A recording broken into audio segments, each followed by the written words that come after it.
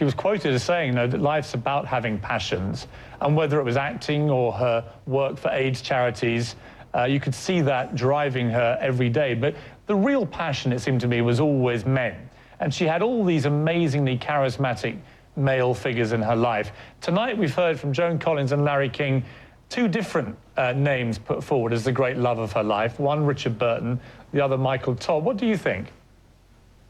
Well, I think when I spoke to her about, I said to her one night, you know, did you love my father?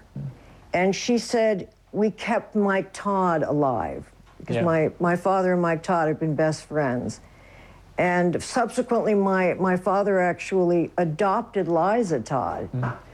And I said to her, so Mike, he must have been extraordinary. And she said he was amazing. He just, you know, there was no one like him.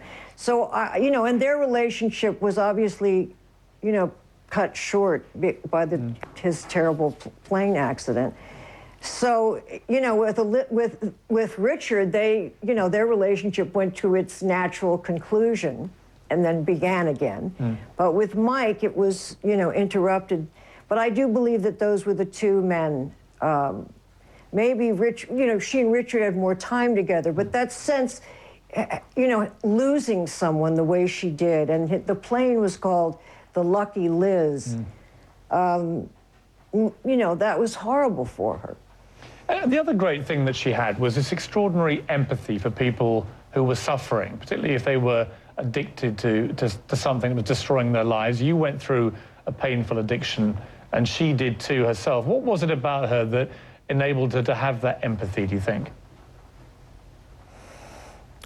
Well, I think I always call it sort of rampant empathy. You know, you're sort of susceptible to, everyone gets on your grid.